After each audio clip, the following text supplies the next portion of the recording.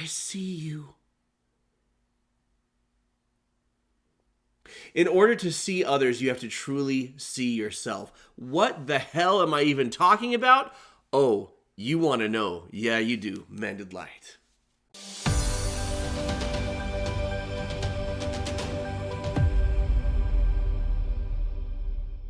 Folks, they say that you can't love others until you love yourself, right? I've heard that so many times.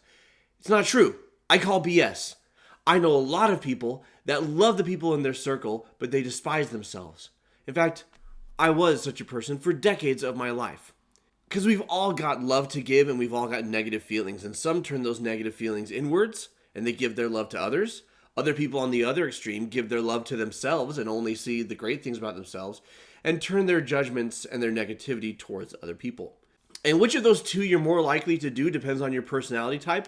We're going to circle back to that in just a little bit. But I want to talk about how you can actually be at peace with who you are, and you can be welcoming and loving and not chase people away. Let's find that sweet spot. You absolutely can love others without loving yourself. What you cannot do is let others love you. Why? Because you won't believe in it. You won't believe it when you're receiving it. If you believe at your core that you're unlovable, that you're unworthy of affection, that you're unacceptable, then when someone tries to compliment you, give you praise, help you to feel like you belong, you're going to think things like, if they knew me better, they wouldn't say that. Or you're only saying that because you're my mom. Or you have to say that you're my friend. Or you have to say that you're my counselor. So all the love that people try and give us, it doesn't register. You are like a bucket with a hole in it, and they can try and fill you up with affection, and it's just going to leak out the bottom. Or you're like an organ, right, that the body rejects because it's incompatible blood or blood type or DNA or whatever.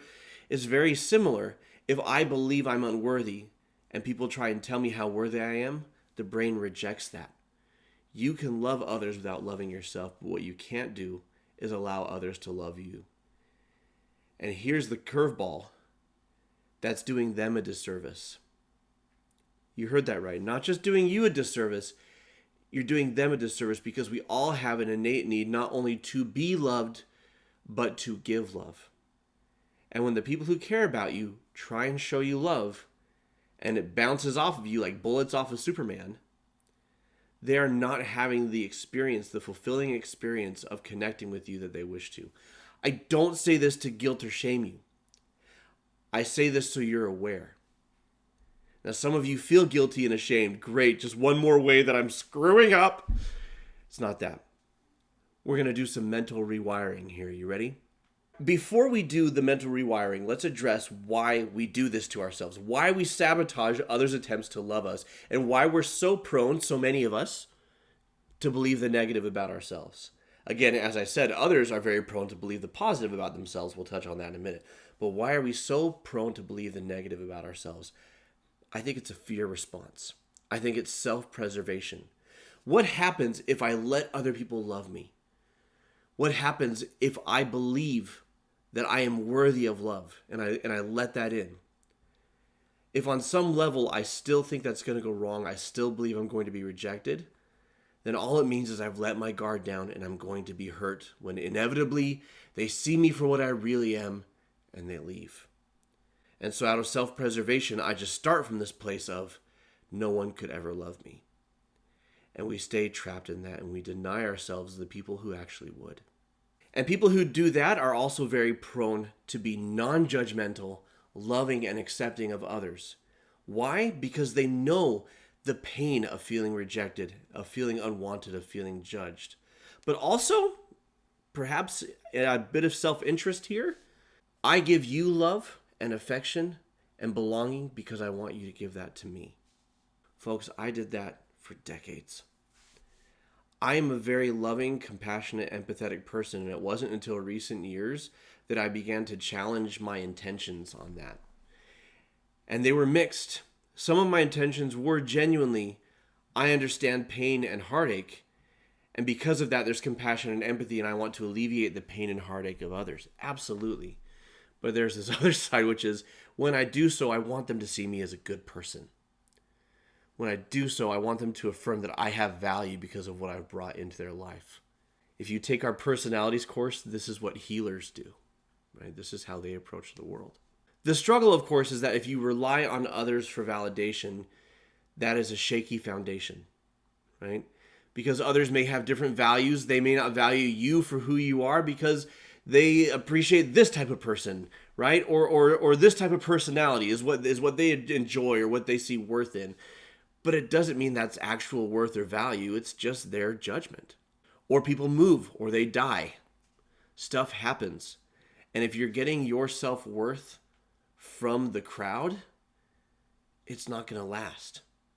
Case in point, I used to do comedy sets back in college. I would do the exact same comedy set in front of two different crowds.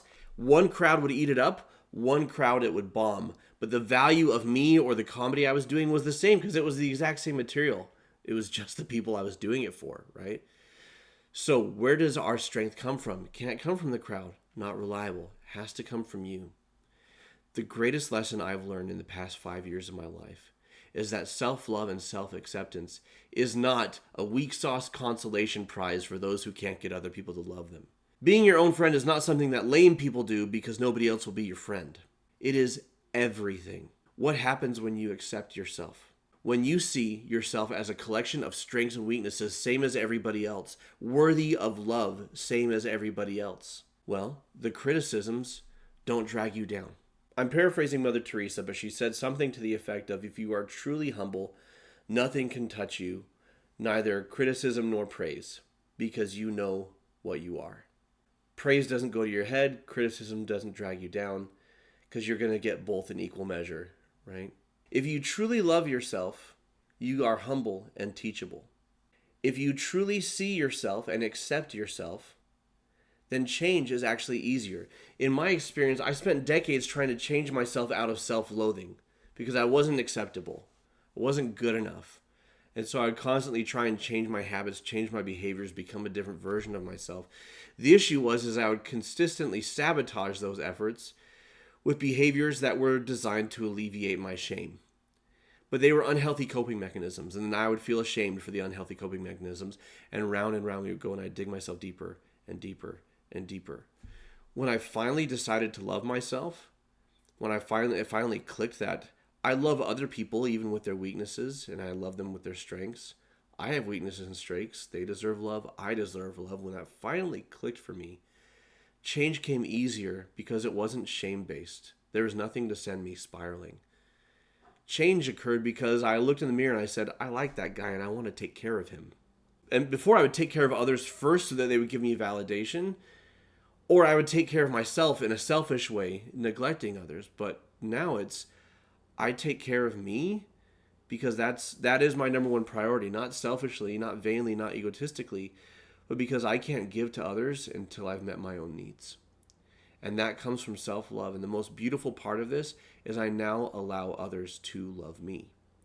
That when they give me praise, when they express gratitude, hopefully I don't think it goes to ego or vanity, but I do allow it to sink in. I do allow it to coagulate and resonate. I accept it. It doesn't leak out of the bottom of the bucket. There's no hole in the bucket anymore.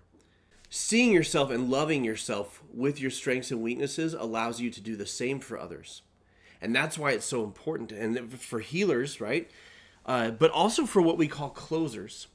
Closers, I told you I was going to circle back to this. Closers are the ones who are more likely to see the good in themselves. They're more likely to see their successes, their wins, and to be very confident and to be very bold.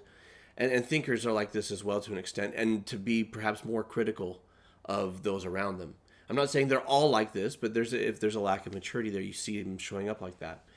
So what happens if I'm not seeing my weaknesses because I don't tolerate weakness in myself, and I'm seeing it in everybody and I don't tolerate it? Well, that's not loving. That's not connecting.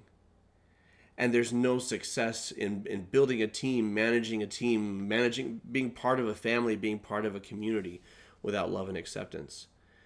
So, for some people, it's learning to make peace with their weaknesses that are in front of them all the time. For others, it's being humble enough to see your mistakes and weaknesses instead of pushing them to the side or pushing them down. And instead of feeling shame about them, owning them, treating yourself with compassion, and then extending that towards other people. You can't see others until you see yourself. There's a book Alicia and I read called Real Love and Post-Childhood Stress Disorder. And Dr. Greg Bear in that book, he talks about in order for it to be love, in order for someone to love you, they have to see you, who you really are. And in order for them to see who you really are, you have to be honest with them. You can't present a fake version of you for them to love, because then it's not real love. And that's also true for you. You have to be honest with yourself. If you're attacking yourself for your weaknesses, then you better praise yourself for your strengths. And be compassionate and gentle with yourself over your weaknesses. Now, if this has piqued your interest, how to actually love yourself, how to actually see yourself, understand what makes you tick, what you value, what you need in order to feel loved, how to resolve conflict, and to do that with people who are radically different from you. This is the secret sauce. This is a superpower. This is our personalities course. We have an entire video course on different core personalities of people and how to interact with them and how to meet their needs and how to love them and work with them. And we want to give you this course for freaking free. Just like take it. Just grab it and run with it like a little woodland creature going to your little safe spot and then treasure the course and imbibe it. It's just for you. And then you can share it with your little raccoon friends. But for now, just take it. It's not a trap. Nothing's going to snap shut on you. So enjoy this free gift and learn more about it. Click the link below, also right here on screen. We should put the URL and you can we love you. We want you to have this. We see you. We want you to see yourselves. Live long and prosper. Keep shining because we need your light.